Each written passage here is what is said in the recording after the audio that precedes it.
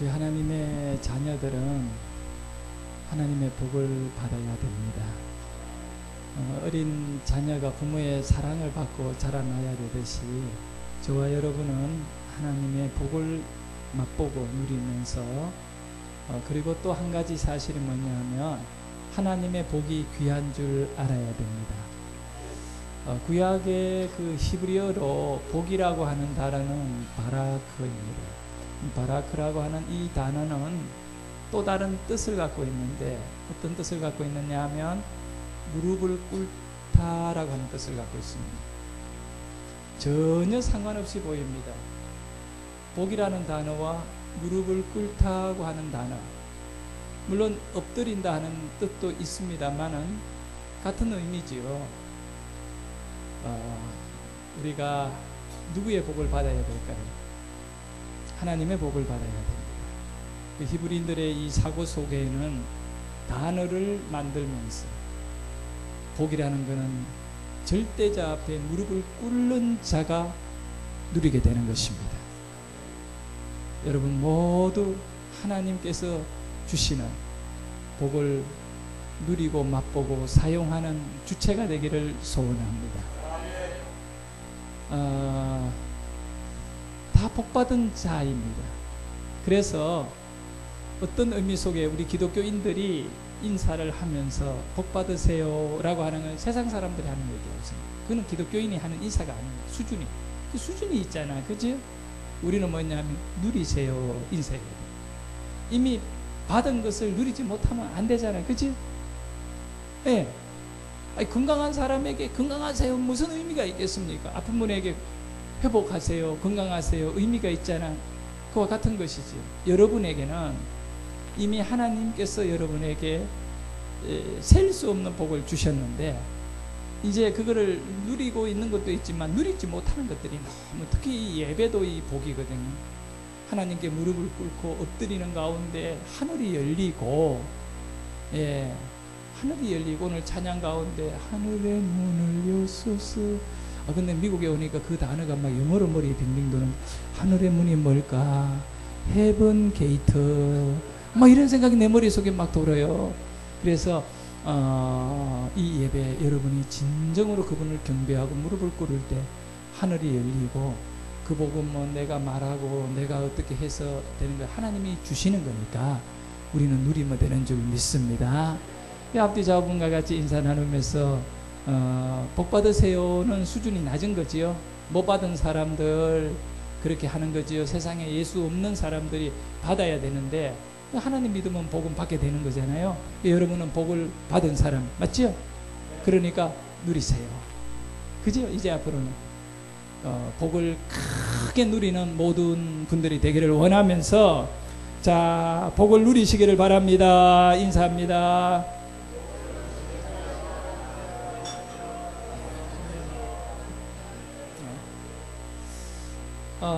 원래가 2018년도니까 제가 그 1998년도에 교회를 개척했어요. 저희 아내와 저 둘이서 그 4살 먹은 딸내미를 이렇게 데리고 27평이라고 합니다. 뭐 과연 그 크기가 얼마나 정도 되는지 모르겠지만 여기 같으면 이제 한 절반 정도 될 거예요. 여기 한 50평 되면 한 절반 정도 되는 이 크기에 2층 상가에 개척을 시작했습니다. 많은 분들이 후원도 하고 응원도 하고 기도도 해주셨어요. 그리고 그 또 많은 분들이 저의 그 주위에 있는 그런 그 지인들이 걱정을 많이 해주셨습니다. 염려하는 거죠. 뭐 먹고 살래?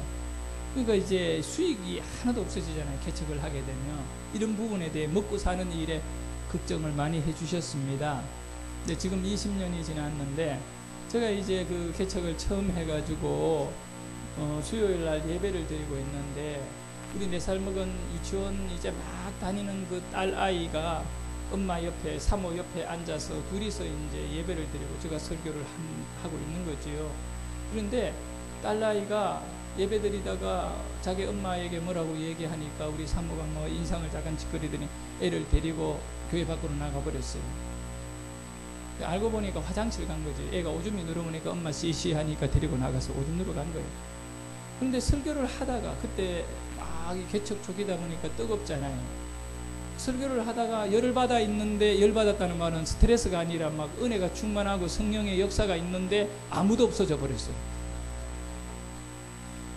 그때 진짜 황당하더라고요. 이 설교를 계속 해야 되는지 말아야 되는지.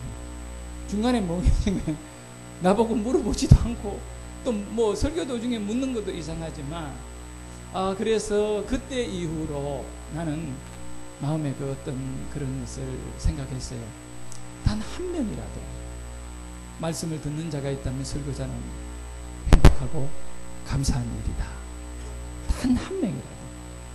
우리 남가주 안디옥 교회에 어떻게 보면 많은 숫자일 수도 있지만 어떻게 보면 또 숫자적으로 적을 수도 있습니다. 그러나 가장 중요한 것은 제가 그 부흥회 첫날 이야기했듯이 하나님께서 개척할 때 주신 마음이 그거거든요.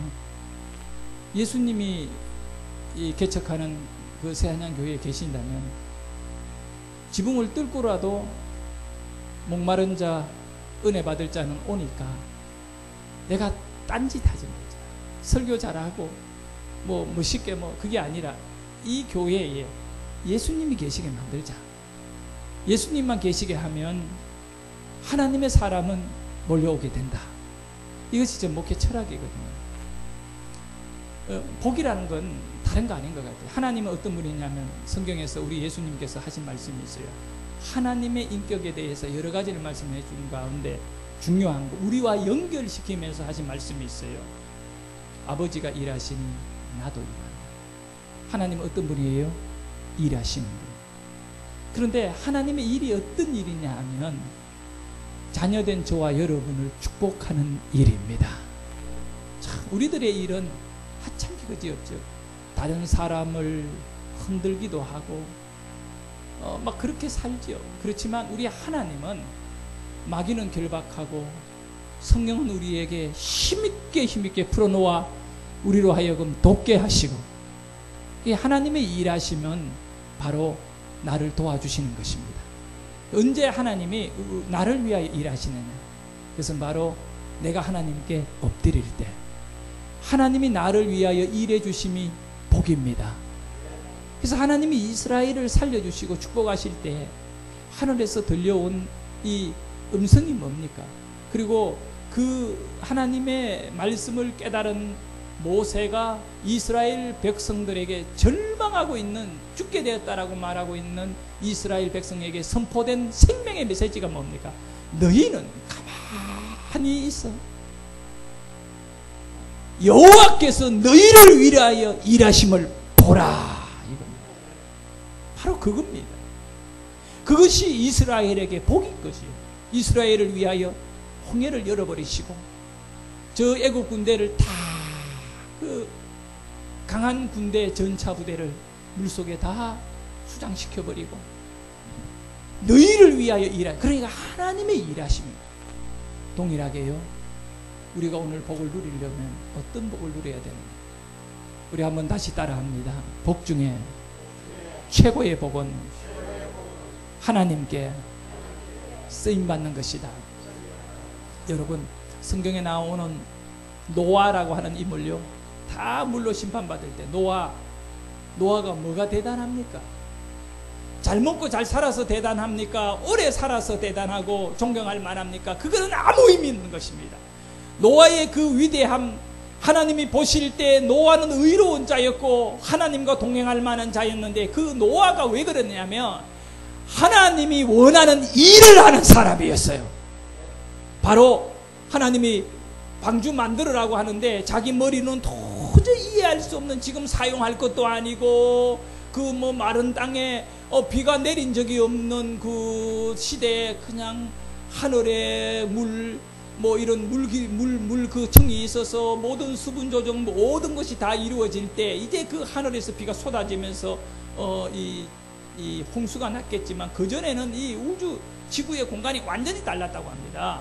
그리고 수명이요 아주 길었고 그 시대에 한 번도 일어나지도 않는 것, 차원이 다른 이야기를 할 때 우리는 그 헛소리 하지 말아야겠죠. 그 뭐 그런 아이고 그 현재 삶도 감당하기 힘든다 이렇게 할 건데, 노아는 120년이라고 하는 짧지 않는 이 기나긴 세월 동안 하나님의 말씀에 순종해 일을 했다는 거예요. 일을 했다는 것입니다.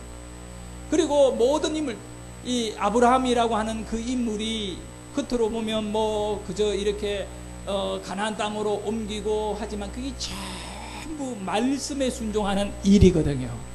그래서 우리 남가주 안디옥 교회가 이제 오늘 부흥의 마지막 주일 예배 나의 메시지입니다만, 다음 주일도 제가 설교를 합니다. 그렇지만 어떤 우리의 마음이어야 되느냐 하면, 나이와 상관없이 어떤 나의 그 환경에 어떤 유무 물질이 있고 건강이 있고 주위에 사람 인맥이 있고와 상관없이 하나님이 나를 딱 꼬집어 들어 사용하는 인물 되시기를 축복합니다.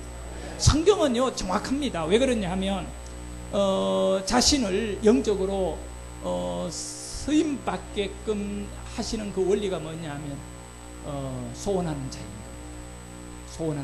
자원하는 자입니다.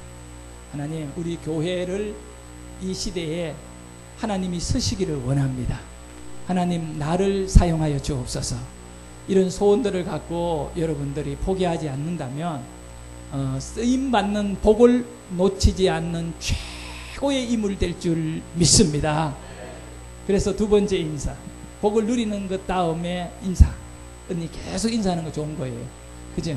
그래서 자, 인사합니다. 뭐라고 인사하느냐 하면, 하나님께 쓰임 받으세요 라고 인사합니다. 하나님께 쓰임 받으라고, 쓰임을 받으라고. 인사 뭔지 모릅니까? 그 앞뒤로 하라는 거예요. 하나님께 쓰임 받으라고. 귀하게.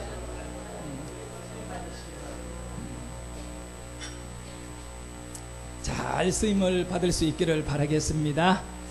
자, 오늘 말씀의 제목은 두 종류의 제자입니다. 목사님, 세 종류도 있고 네 종류도 있지요. 그거는 뭐 있을 수 있지만, 제가 여러분에게 말씀드리고 싶은 거는 두 종류밖에 없다고 봅니다. 제자는 몇 종류가 있다고요? 두 종류가 있습니다. 아마 여러분은 이 두 종류 중에 하나일 거예요. 그리고 이 말씀을 통해서 이 두 종류는 너무나 큰 차이를 가지게 합니다.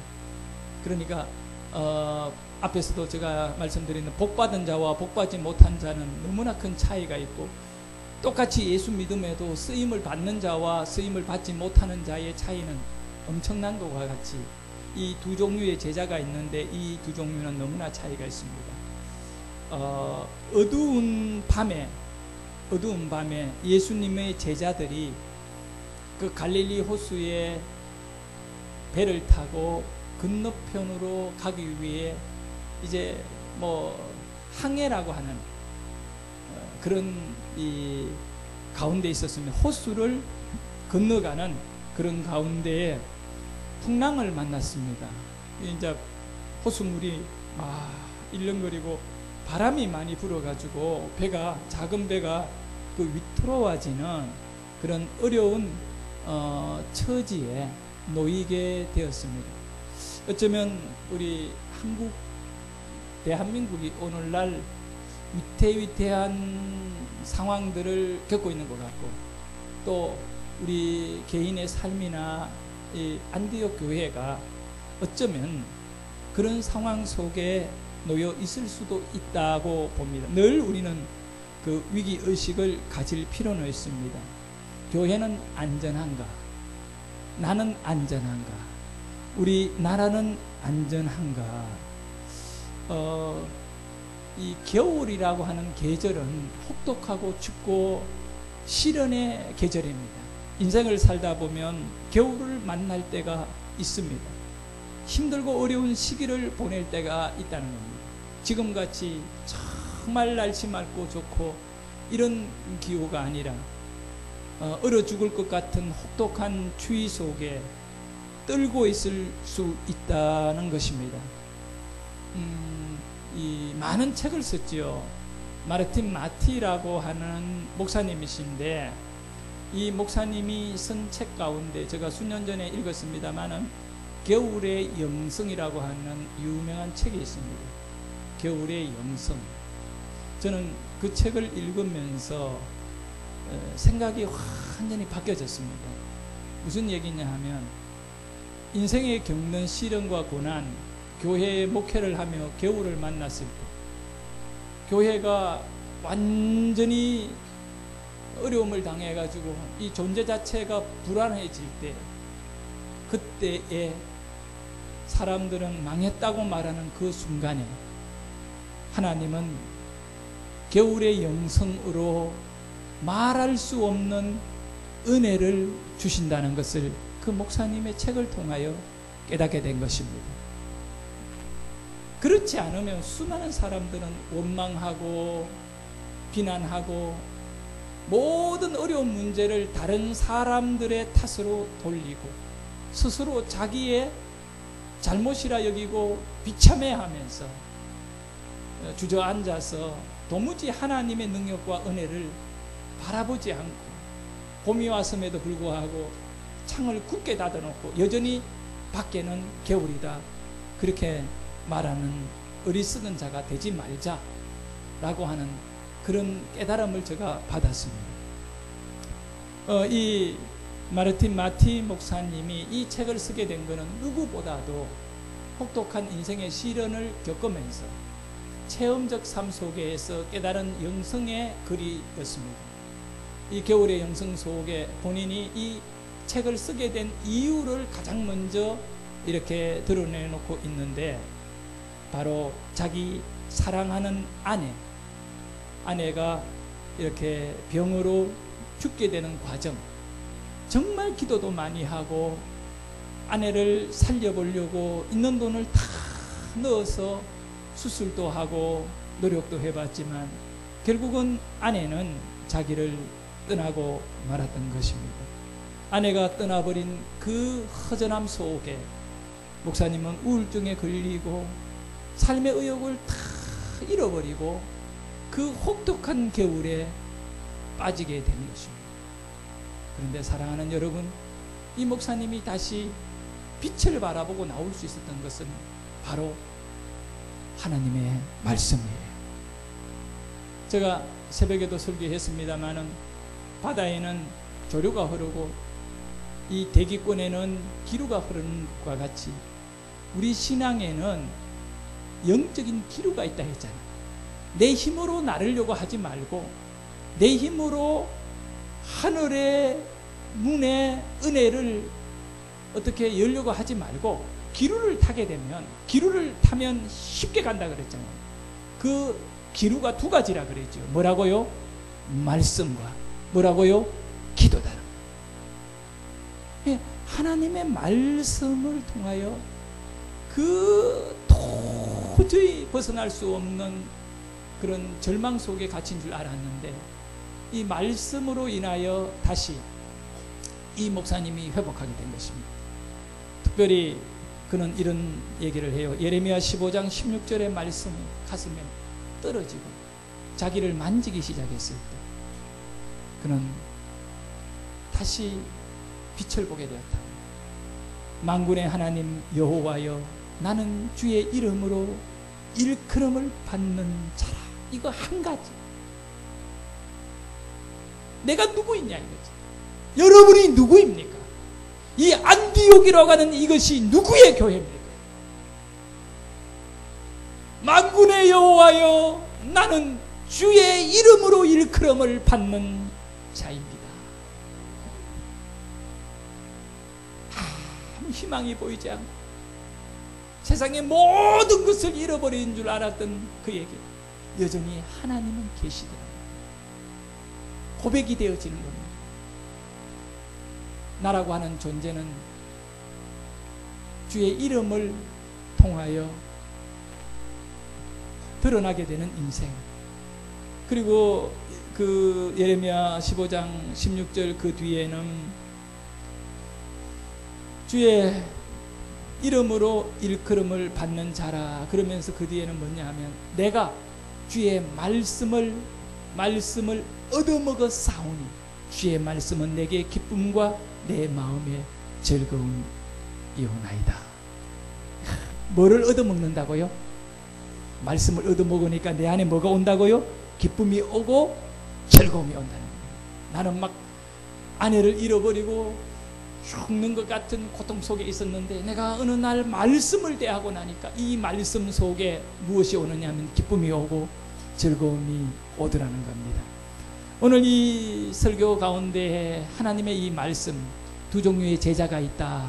이 마태복음 14장의 이 말씀이 바로 주님이 여러분에게 먹여주는 말씀이기를 소원합니다.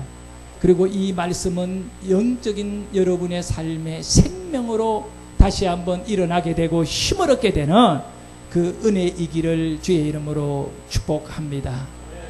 우리가 읽은 이 마태복음 14장 24절에서 29절까지 말씀을 읽었는데 앞쪽의 말씀의 내용을 시작으로 쭉 가는 것 그냥 짧게 읽었지요. 근데 22절에 보면 바로 24절의 내용이 22절의 내용으로 이어지는 건데 22절에 뭐라고 말씀하냐, 예수께서 즉시 제자들을 재촉하사 자기가 무리를 보내는 동안에 배를 타고 앞서 건너편으로 가라 하시고, 무슨 얘기냐면 예수님은 그 말씀 들으러오는 수많은 사람들을 돌려보내는 거예요. 예수님이 제자들에게 제자들아 이 사람들 돌려보내는 이게 아니에요. 예수님께서 중심에 계시고 12명 제자에게 배를 태워 건너편으로 가라 보내고, 제자들은 보내버리는 거예요. 보내고 그 다음에 거기에 남아가지고 예수님이 먼저 하신 일은 뭐냐 하면 자기에게 온 사람들 이제 집에로 가세요 라고 말하며 돌려보냈다고 말씀합니다. 여기에 특별히 제자들을 재촉하사, 재촉을 했다. 재촉해가지고 이렇게 배를 태워가지고 건너편으로 보냈다는 겁니다. 여기 이 재촉했다라고 하는 이 단어는 뭐냐 하면 강요했다는 단어입니다. 재촉했다는 단어가 강요했다, 강제로 보냈다는 얘기입니다. 누구를? 제자들을 재촉한 거예요. 강제로 보낸 것입니다. 제자들이 가기 싫은데도 가도록 강제로 밀어붙여가 배 태워가지고 예수님은 그 배를 타지 않고 제자들을 먼저 보냈던 것입니다. 우리 예수님은 실수하지 않는 분이십니다. 예수님의 계획과 예수님의 그 어떤 목적을 갖고 움직였을 때 주님의 말씀대로 움직이면 역사가 일어납니다. 나사로가 죽었다는 소식을 주님이 들었습니다. 그럴 때 제자들이 굉장히 불안했습니다. 아니 죽어가고 있다는 소식을 들었죠. 매우 아파서 죽어가고 있다. 그러면 빨리 가서 나사로 살려주는 것이 가장 좋은 방법이거든요. 그런데 예수님은 3일간을 더 뭐 하신다고요? 지체해버린 거예요. 이해가 안 되잖아요. 아픈 사람 하루라도 빨리 병원 들어가야지. 병도 초기에 고쳐야지. 근데 주님의 계획은 늦게 가는 겁니다. 주님의 계획은 뭡니까? 죽도록 내버려두는 겁니다. 죽도록 만드는 것이 주님의 계획이다. 제자들은 알 수 없는 거죠. 그리고 죽음 다음에 뭡니까? 주님은 죽은 자를 뭐 하는 거예요? 장사가 끝난 자를 살려내는 것이죠. 과연 여러분들, 난들 그 놀라운 주님의 계획을 알 수 있겠습니까? 죽은 자를 살린다라고 하는 주님의 계획을 알 자가 누가 있겠습니까? 그러니까 우리는 늘 마르다와 마리아와 같이 주님이 여기 계셨더라면 내 오라비가 죽지 않았을 거라고 원망하는 말을 할 수밖에 없는 것입니다. 예수님이 제자들을 배 태워가지고 바다에 먼저 보내버렸는데 뭐 제자들은 멍한 거죠. 강제로 보내버린 거예요. 강제로 재촉해버린 겁니다. 강권해가지고 보내버린 거죠. 그럴 때 불평해요. 내가 하기 싫을 때 이 일을 하라고 했을 때 그 일을 하게 되면 복인데, 정말 복 중에 최고의 복은 하나님의 일을 하는 것이 복인데 그 복 나는 지금 하기가 싫은 거예요. 나 정말 마음이 그래요. 이제 이 집회하면서 우리 어르신네들 모시고 오려고 나이 드신 우리 장로님 나이 정도 되면 이제는 누가 와가 태워가야 되는데 장로님이 차 몰고 가가지고 차 멀리 가서 태워오고 막 이런 모습을 보면서 장로님하고 우리 집사님도 이제 그날 저녁에 또 태워오시던데 이런 분들이 이거 안 해버리면 어르신애들은 못 오는 거지. 못 오면 복을 받을 수 있는, 우리가 함께 앉아 있는 자리에 없는 거죠.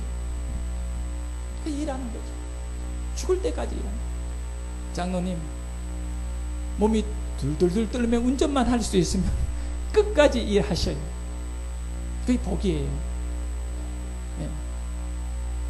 자, 이해가 안 되는 거죠. 강권해가지고 배를 태워가 보내는, 그렇게 무엇이든 간에 강제로 밀어붙여가지고 그 일을 시도했을 때에는 결과가 좋으면 괜찮아요.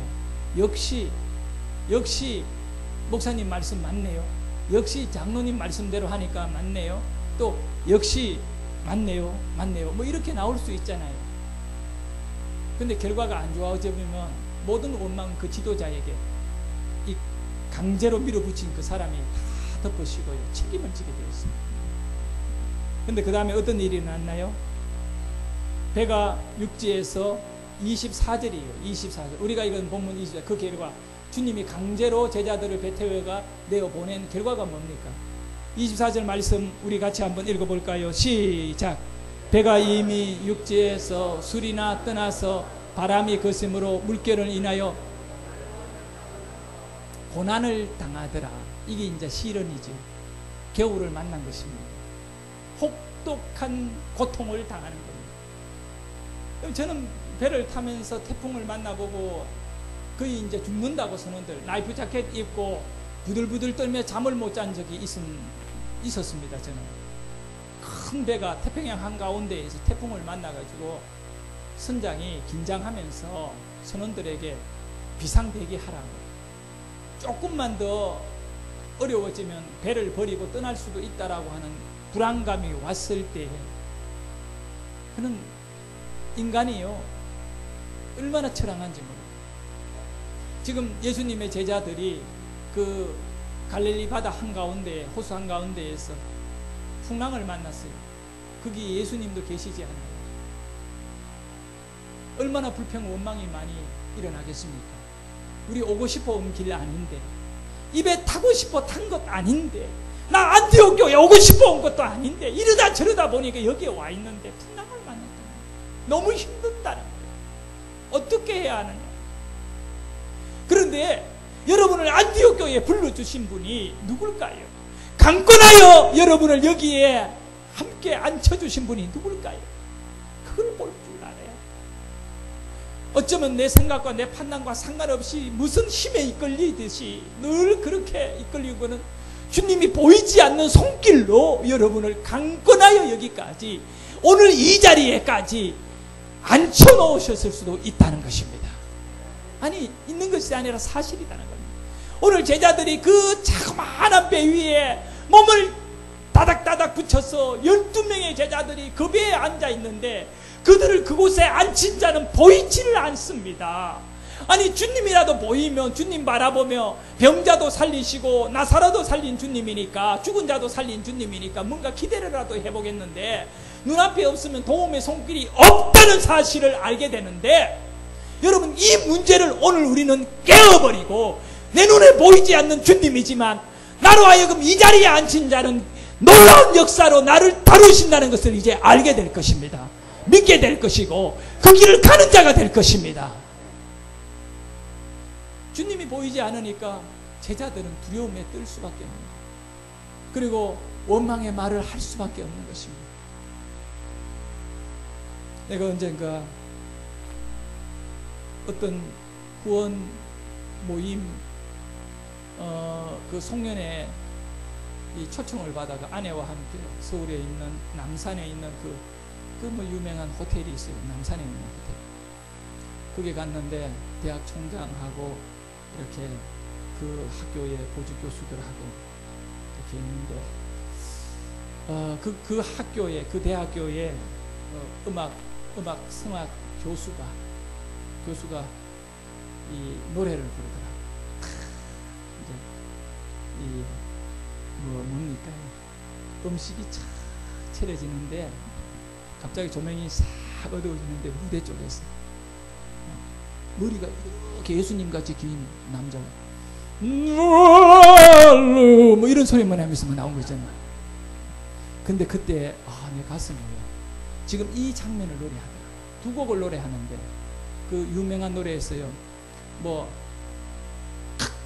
마셔라 뭐 이런 노래도 있더라고. 나 목사로서 그 노래는 안 좋았어요. 뭐 있잖아요, 그죠? 마셔라 뭐 그럼 이런 거 한 곡 딱 부르고 그 다음에 한 곡은 그거예요. 이 성경을 배경으로 하는 이 노래인데, 주님 어디 계시나이까 우리가 풍랑을만 이거를 부르더라고. 근데 내 가슴이요. 그때 제자들은 너무나 힘들고 죽게 되었으니까 우리가 죽게 되었나이다 뭐 이렇게 부르더라고. 우리가 죽게 되었나이다.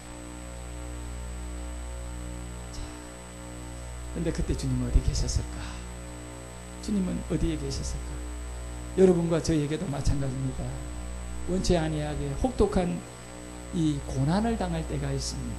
직장을 잃었을 때 너무 힘듭니다. 일을 실패했을 때 그렇습니다. 또 사랑하는 사람이 나를 떠났을 때가 그렇습니다.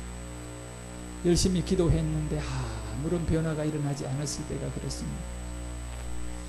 뭐 이런 부분들 속에서 우리는 그 하나님이 멀리 계시는 것 같지, 나 혼자만 배에 이렇게 떨어져서 풍랑을 만나고 이대로 끝나는 것 아닌가라고 하는 그런 힘들고 어려움에 처할 때가 있습니다. 하나님이 사라진 듯 할 때가 있다는 것이죠. 그런데 여러분, 시편 88편 14절에 여호와여 어찌하여 나의 영혼을 버리시며 어찌하여 주의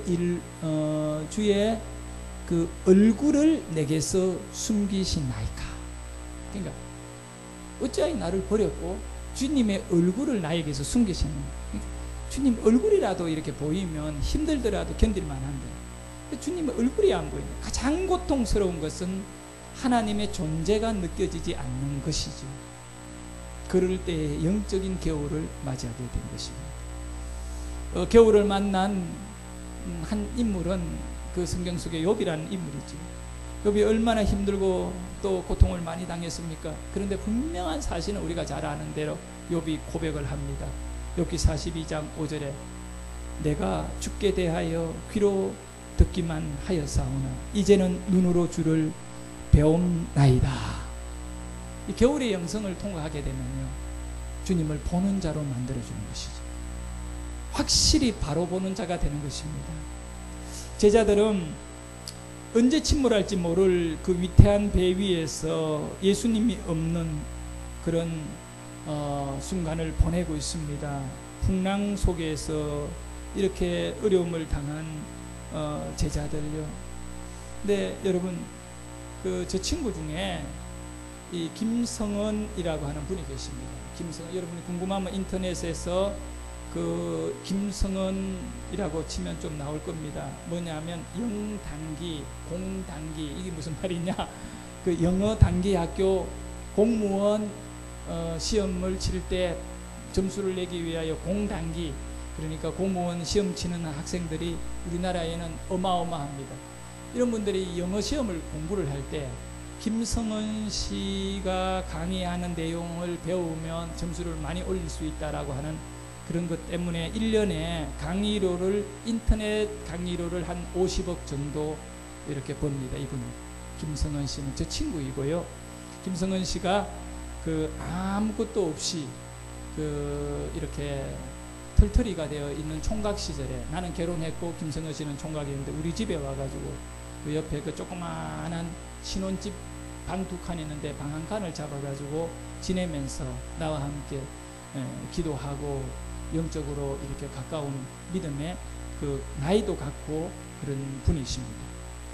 그 내가 영어를 배우려고 그 김성은 씨를 이렇게 만나게 됐는데, 그때는 무명 시절에 목사인 이유 때문에 나를 좋아하고, 그때 이제 제가 신학교를 다니게, 신학교 다닌다고 하니까 나를 좋아하고, 나는 또 믿음 좋은 청년인데 나이도 갖고 이래가 친구하자 이래서 친하게 지냈습니다. 지금은 재산이 수백억 원 갖고 있는 분이십니다.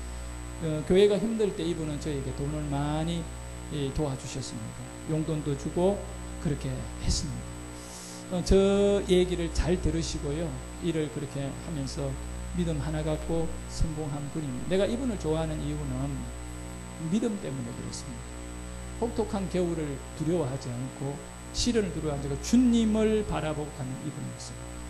이분은 고등학교 1학년 때 성경을 가방에 넣어가지고 학교 가서 쉬는 시간에 성경을 읽고 하다가 아버지가 부산에 있는 그 학교, 초등학교 교장이었는데 그때 자기 아들 가방 검사, 이제 애들이 뭐 담배도 넣어있고 뭐 이러니까 뭐 만화책도 넣어있으니까 그 아들 가방을 딱 열었는데 가방 속에 책하고 성경이 툭 나오는 거예요.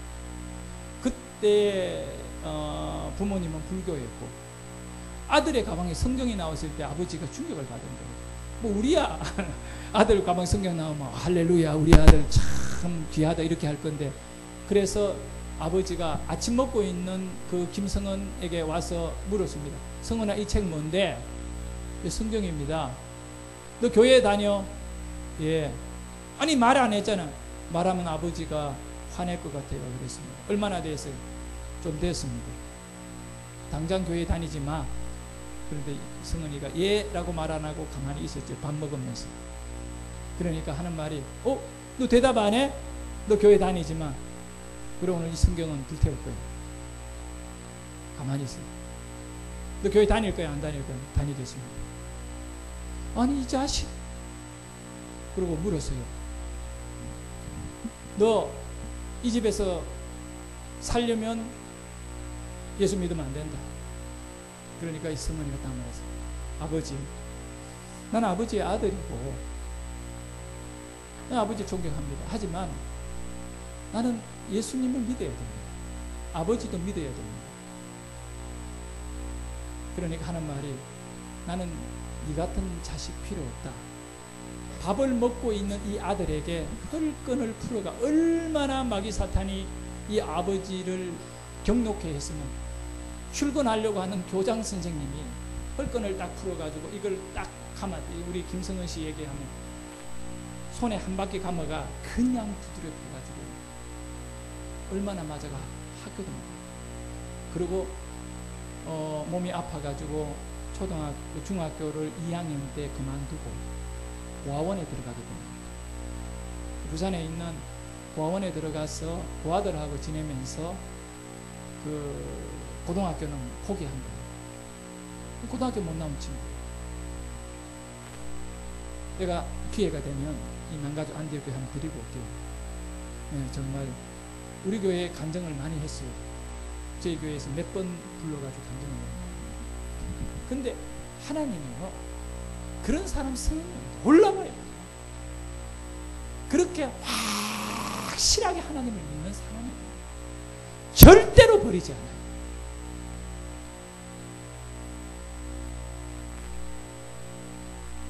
한번 생각해 보세요. 고등학교 2학년 다니다가 집에 쫓겨나가지고 과원에서 살면서, 근데 알고 보니까 김성은 씨가 이렇게 성공할 수 있도록 만든 배경이 뭐냐면 과원이에요.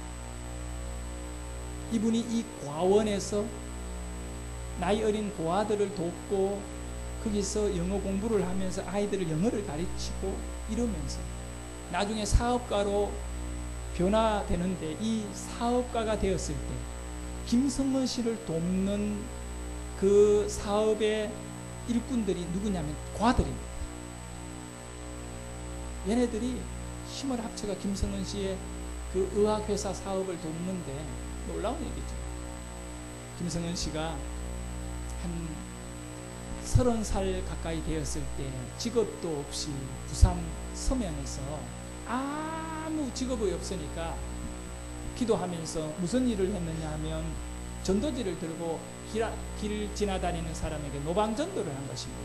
예수 믿으세요. 얘들 한 달, 두 달, 1년, 2년 그렇게 하면서 돈 생기면 뭐 먹고 이렇게 하면서 기도하면서 본인은 영어를 통하여 한번 이 나라에 새로운 변화를 일으켜보자는 꿈을 갖고 계속 실력을 쌓고 있었어요.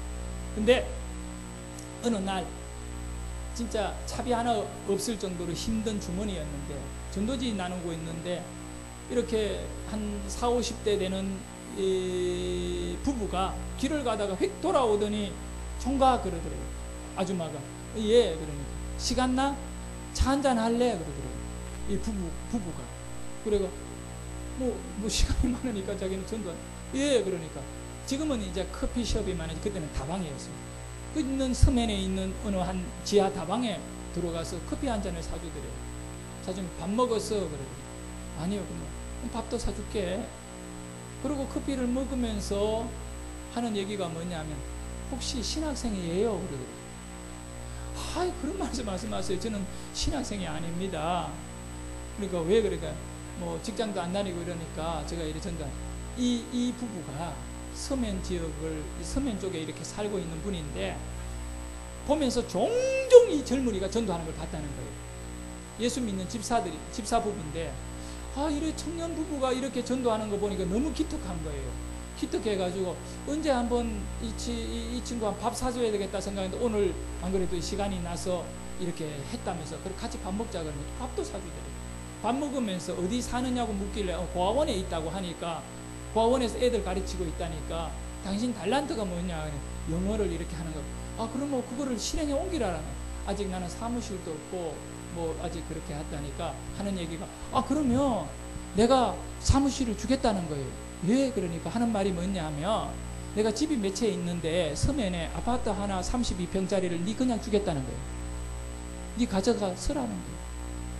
그러면 하는 말이 뭐냐 하면 오늘 마침 그 아파트에 사람들을 이사를 다 내보내고 빈집 만들어 키를 갖고 가는 길이라는 거예요.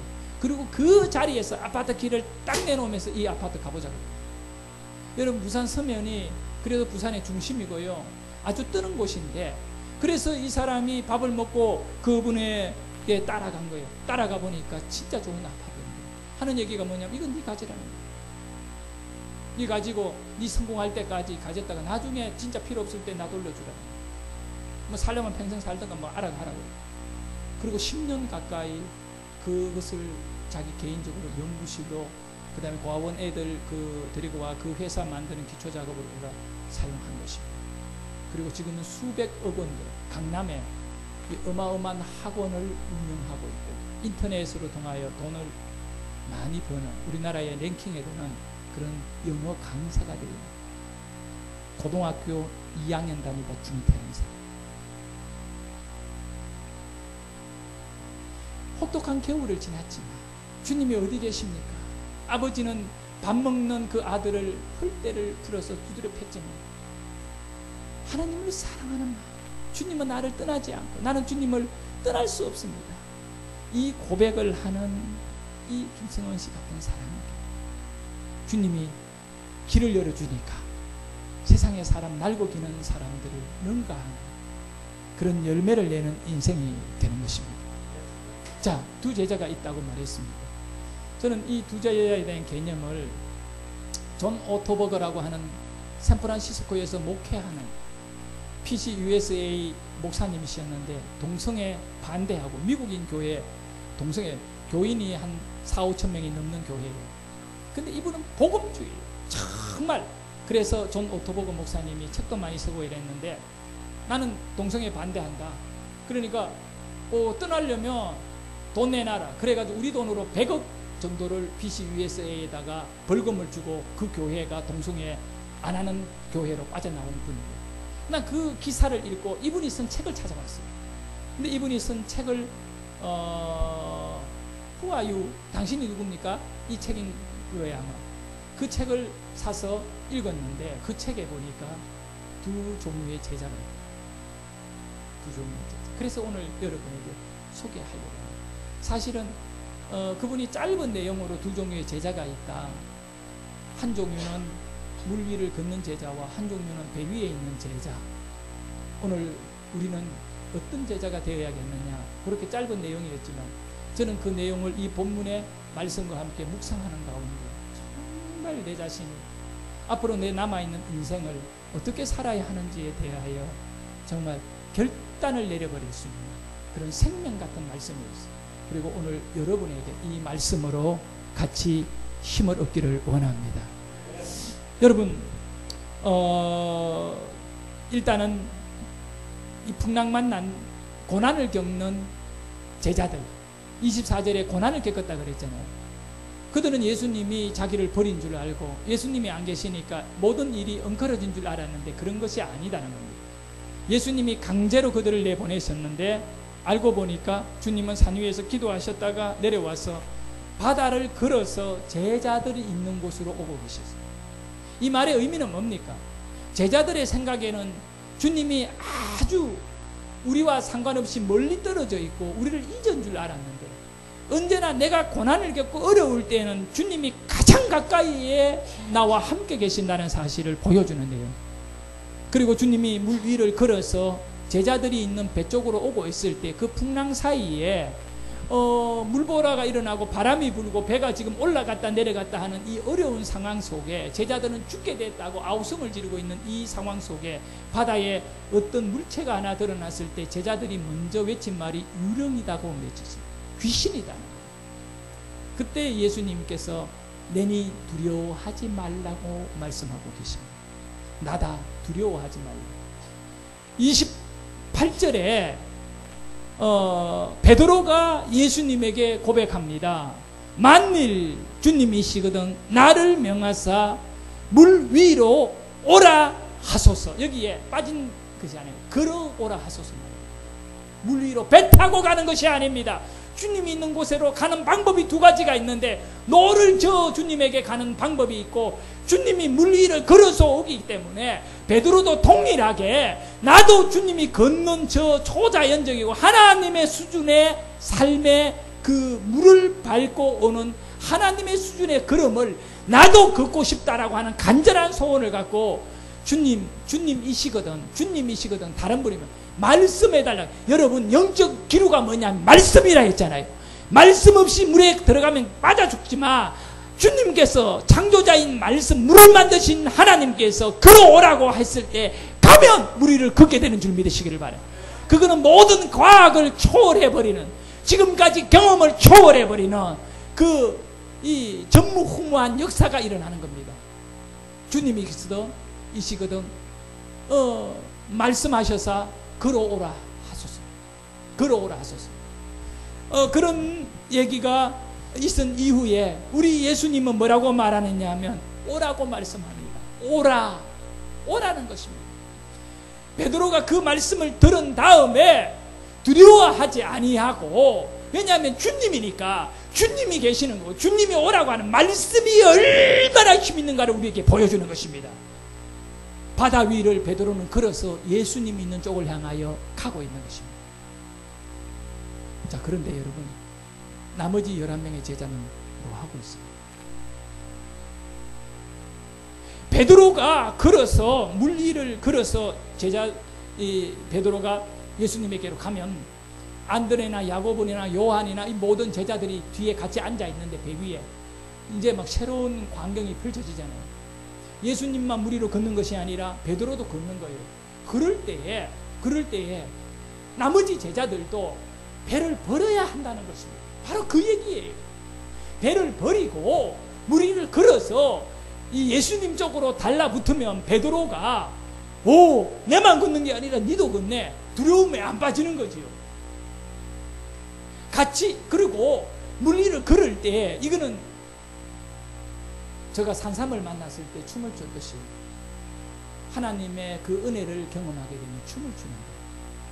다윗이 복개 앞에 춤을 추듯이 인간이 갈 수 없는 길을 가게 한 하나님을 향하여 모든 12명의 제자들이 그 물 위를 걸으면서 예수님 쪽으로 가면 춤을 추며 달려갈 거 아니겠습니까, 여러분? 그러면 그 바다는 배를 버린 제자들과 물 위를 걸어 춤을 추고 있는 제자들과 예수님과 함께 둥실둥실 주님을 중간에 두고 걸어서 목적지까지 갈 수 있지 않겠습니까? 우리 본문에서 수많은 이 설교들을 들었습니다. 베드로는 두려워하다 물에 빠졌다. 실패의 얘기만 들었습니다. 그러나 우리는 도전해야 됩니다. 두 종류의 제자가 있습니다. 물 위를 걷는 제자와 물 위를 걷지 못하고 난간을 붙잡고 그 좁은 배 안에 갇혀서 꼼짝 못하는 믿음 없는 제자. 두 종류밖에 없다는 걸 알아요. 배 위에 앉아 있어도 그는 제자예요. 무리를 걷고 있는 베드로도 제자예요. 여러분은 어떤 제자예요? 여러분, 난간이 나를 보호해 준다고, 판자가 나를 보호해 준다고, 그게 작은 배가 되어 이 배가 나를 물로부터 보호해 준다고 그렇게 생각하면서 배를 벗어나지 못하는, 지금 말씀이 떨어져 있음에도 불구하고, 오라고 하는 말씀이 떨어져 있음에도 불구하고 나머지 11명의 제자들은 꼼짝 못하고 있는 형편과 처지에 묶여가 그대로만 살려고 앉아있는 자들이 있다. 나는 여러분이 그런 제자가 되지 않기를 원합니다. 이 배를 버리셔야 됩니다. 바로 이 풍랑의 이 배가 아니라 말씀의 능력으로 뛰어들기를 주의 이름으로 축원합니다. 그럴 때 하나님은 기적을 주시는 겁니다. 우리는 이 놀라운 하나님이 일하시는 이 방법 속에 정말 모두가 일어나야 돼요. 말씀으로 일어나야 돼요. 그리고 내가 겪고 있는 고난과 시련, 풍랑, 이 모든 것을 주님의 말씀 안으로 들어가며 해결해버리는 그런 역사가 있기를 주의 이름으로 축원합니다. 앞으로 이 남가주 안디옥 교회와 그리고 저는 새안양 교회를 목회합니다만은 새안양 교회도 앞에서 지금 말씀하셨듯이 아내와 저 둘이 예배를 드리고 이렇게 갔지만 제가 목회를 하면서 언제나 기적을 바라보고 저는 목회를 했습니다. 왜냐하면 성경이 그 얘기를 해주고 있으니까 나는 성경을 따라가고 싶었던 거예요. 수많은 기적들을 하나님은 저에게 베풀어 주셨어요. 돈 얘기를 하고 마칠게요. 왜냐하면 여러분이 돈을 좋아하니까. 저는 목회를 하면서 교회 건물이 없었어요. 한 8년 목회를 하고 9년째 건물을 가지게 되었는데, 건물 없는 목사는요, 저게 시골에 그 소돼지가 들어가 있는 그거 뭐라고 합니까? 이 축사. 그것만 봐도 와, 저거 수리 조금 하고 교회를 쓰면 좋겠다. 이 막 마음에 막 전부 그것만 보여요. 개척한 이후에 한 8년간요, 건물 창고만 봐도 아, 저기 교회 이름 딱 붙이고 십자가 보면 교회 그거 미쳐 있는 거예요. 그러다 보니 결국은 미쳐 있으면 사고를 지금 돈 하나 없이 땅을 계약하고 계약금 없이 계약해놓고 하나님의 기적을 열어가기 시작했어요. 그리고 교회를 성도들 100여 명의 성도들이요, 8년째 되는 해에 헌금을 얼마나 했느냐, 제가 볼 때는 한 8억 정도를 헌금을 했어요. 여러분, 돈 8억이면 미국 돈으로는 80만 불 정도 되네요. 그 100명 성도가 80만 불을 헌금을 해가지고 이렇게 땅을 사서 교회 건물을 지어버리고 나니까 한 150만 불 빚이 지더라고요. 우리 교회에 빚이 150만 불 졌어요. 교인 100명이 150만 불 빚져가 한국 돈으로 그 당시에 800만 원 이자를 냈어요. 이자 800만 원. 헌금 나오는 거 다 이렇게 이렇게 교회 전기세 내고 이자 주고 이러면 나 사례비를 못 받았어요. 기적 바라보고 하나님 일하실 거라 바라보고 막 벌린 일이 너무 힘들어가지고 내가 2년간 하나님께 엎드려서 빚에 쪼달리면서, 나는 빚 쪼달리는 사람 진짜 이해합니다. 아, 전화를 못 받아요.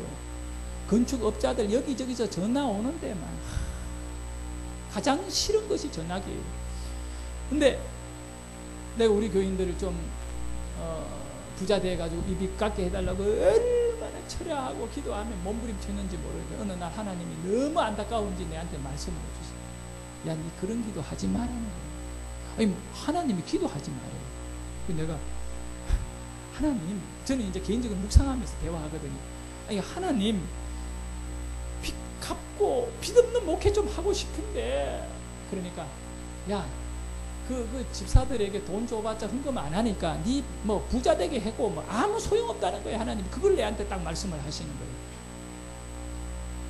거예요. 내가 우리 교인들한테 물질을 많이 줘가 헌금하게 해달라고, 나는 그게 방법이거든요.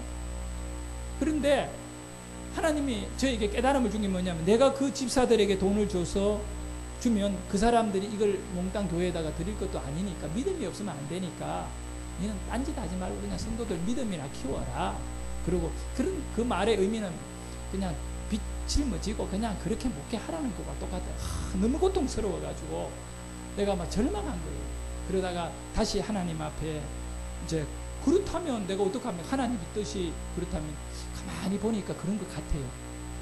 가만히 보니까 믿음이 없어 헌금 안 하지 돈이 없어 헌금 안 하는 게 아닌 것 같아요. 그래서 깨달았어요.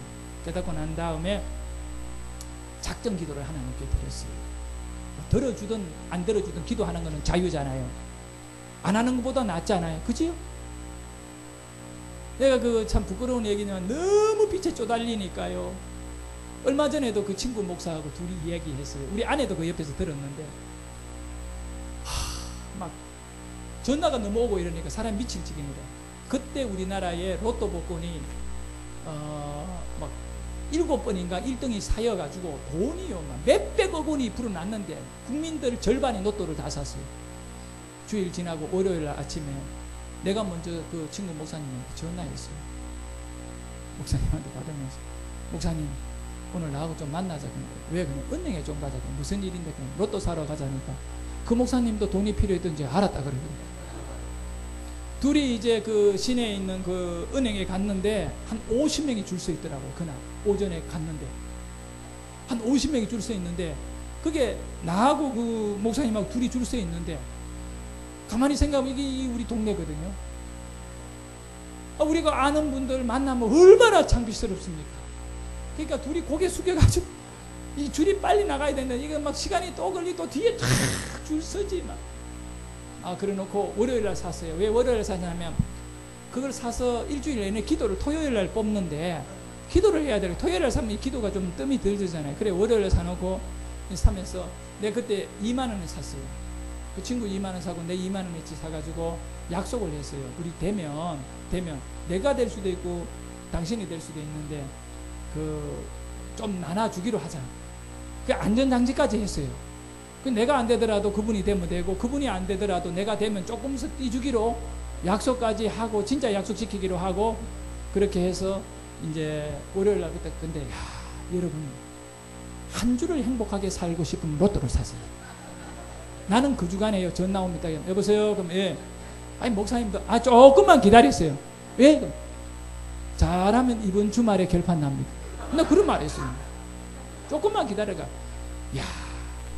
보통 일주일에 두나 3번, 4번 하는 분들이 월요일날 전화 딱 오고 일주일 내내 전화 안 해요. 주말에 되면 결판 나니까 맞는 말이죠. 로또 되면 뭐 다 갖고도 남고 막 10배도 더 가지니까. 그러니까 그 한 주는요 행복한 거예요. 막 하나님이 되게 하실 것 같은 소망 갖고 하는 거지 뭐 소원이지요. 소망은 없어요. 소망이 여러분 소망과 소원을 잘 알아야 돼요. 우리가 그 소원과 소원은 내가 원하는 걸 말해요. 소망은 뭐냐면 소원은 임신 못하는 사람이 애를 가지면 좋겠다는 게 소원이에요. 근데 임신 못하던 사람이 애를 가졌어요. 애가 이렇게 가지고 불러오잖아요. 이걸 바라보면 소망이에요. 이거는 이제 애가 태어나잖아요. 애가 태어나는 거는 소망이에요. 우리는 소원이 아니라 뭘 가진다고요? 믿음, 소망을 가지는 거예요. 그냥 천국에 뭘 가져요? 소망 가져. 이 소망 가져. 나는 로또 나눠놓고 뭘 가졌다고요? 소망 가진 거예요. 난 그럼 믿음으로 가진 거죠. 갖고 막 한 주 내내 막 얼마나 좋은지 몰라. 그러고 막 기도하고 새벽 예배 가요. 막 뜨겁고요. 그러고 막 안에 엎드려가지고 주님 지갑에 상내가 교인들 모르게 나눠놓고 막 혼자 되고 별짓을 다 했어요. 그리고 토요일 날 저녁에 8시에 그 추첨을 했어요. 그거를 어떻게 해서 그걸 지켜봤는데 하나도 안 됩니다. 그 다음 주에 전화 와가지고 막 시달려 죽다 사. 주말에 뭐 어느 정도 해결된다고 해야되면 다 뭐 안 돼버렸습니다. 겠지요. 내가 안 돼버렸으니까. 그 다음부터는 뭐 그냥 로또에만 별로 관심이 없습니다. 그렇게까지 했던 제가 하나님에게 기도를 했습니다. 하나님 돈을 저에게 주세요. 이게 참 놀라운 사실이에요. 돈을 저에게 주세요. 그래서 저에게 돈을 주면 배달 사고 안 내겠습니다. 성도들에게 줘서 우리 빚 갚게 하는데 배달 사고 내니까 하나님 안 준다잖아요. 그럼 나한테 주시라는 거죠. 내한테 주면 나는 배달 사고 안 낼게요. 참 세상 사람들은 미친 소리죠. 나는 그거를 작정하며 기도했어요.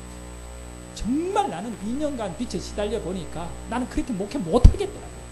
목사가 막 완전히 아무것도 못해요.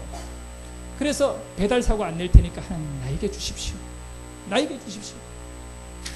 간절히 기도했어요. 서울에 있는 한 교회에 집회를 초청받았어요. 가서 붕괴를 해서 딱 돈을 엄청 많이 벌어요. 여러분 상상할 수 없는 돈을 줬어요. 봉투째로 그냥 넣어버렸어요. 왜? 배달사고 안 내기로 내가 우리 교회 빚 다 갚을 때까지. 그런데 매주에 붕괴가 요청 들어오는데 그해 8천만 원을 헌금했어요. 한 해 헌금된, 내가 그 연말에 뽑아봐라 했죠. 집사님 저 헌금 얼마인지 한번 뽑아주시고, 목사님 8천만 원 했습니다. 개인이 나가서 8천만 원을 벌어왔다고 해야 되는 거예요. 그리고 그 이후에 1년이 지난 다음에 30억을 제가 우리 새한양교회에 헌금해줬어요. 놀라지도 않아요. 자, 영어로 이야기할게요. 영어가 아니고 달러로 이야기할게요. 300만 불을 제가 헌금했습니다. 새한양교회 딱 2년 만에. 딱 2년 만에 300만 불을 헌금하고 우리 교회 빚을 싹 갚아버리고, 교회 이것저것 건물 사고, 교회를 경제적으로 안정화를 딱 시키고 나니까 정신이 벌쩍 드는데 돈을 너무 많이 가지고 있다는 걸 제가 깨달아요. 그래서 당회에다 이야기해서 이 2억이면 얼마입니까? 대성아 2억이면 얼마예요? 내 20만 불 달라 그랬어요. 그러니까 20만 불을 주더라고. 바로 캐시. 가족들 데리고 미국으로 왔어요. 그 아메리카 하이스에 있는 사람이에요. 딱 2년간 1년에 1억씩 2년간 쓰고 한국에 돌아가고, 그 다음부터 내가 하나님 기도했어요. 돈 버는 목사 되지 말게 해주세요. 영혼 사랑하고 목회하는 목사 되게 해주세요. 그러고는 돈을 안 벌고 있으니까 지금 가난하니까 여러분 밥 사줘도 됩니다. 우리는 믿음의 길을 가야 됩니다. 제가 산삼 이야기 했잖아요. 50뿌리 중에 딱 내 먹는 거 5뿌리, 우리 가족 4뿌리 켜고 늘어왔다잖아요.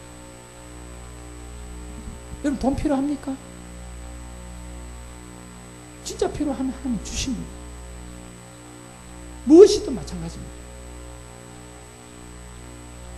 궁금한 분 있으면 주 목사 30억을 왜 벌었나?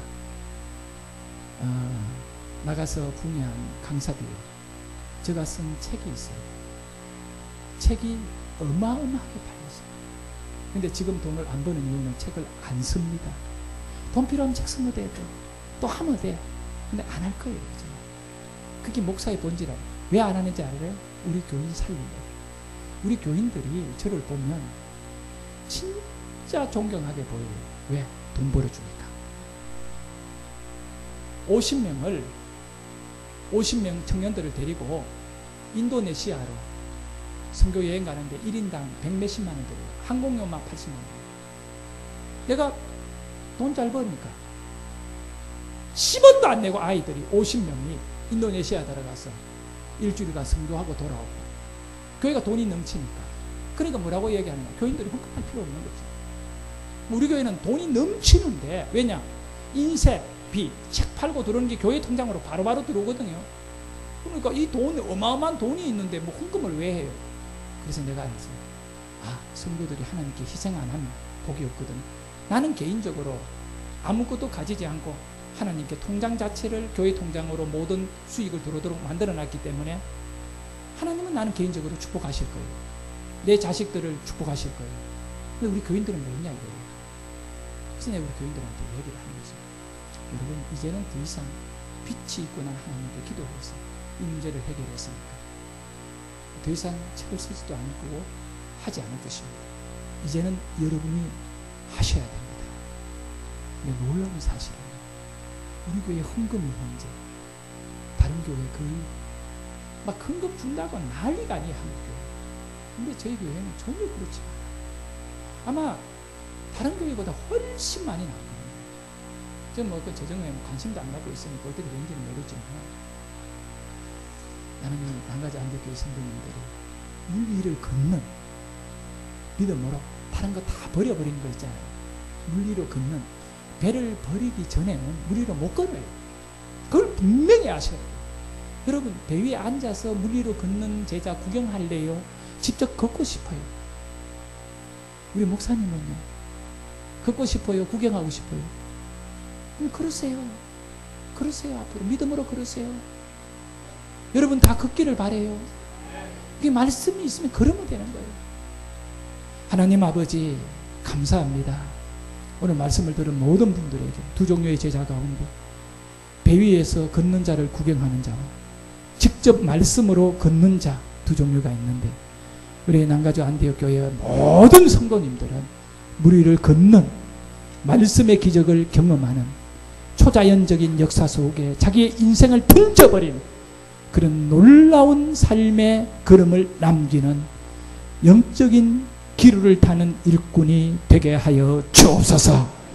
김성은 집사님과 같이 두드려 맞아 죽는 일이 있더라도 예수만은 믿어야 되겠다라고 하는 강한 믿음의 영성을 갖고 이 이민생활 속에서 하나님만을 바라보고 살아가는 위대한 아브라함들이 되게 하여 주옵소서. 예수님의 이름으로 기도하옵나이다.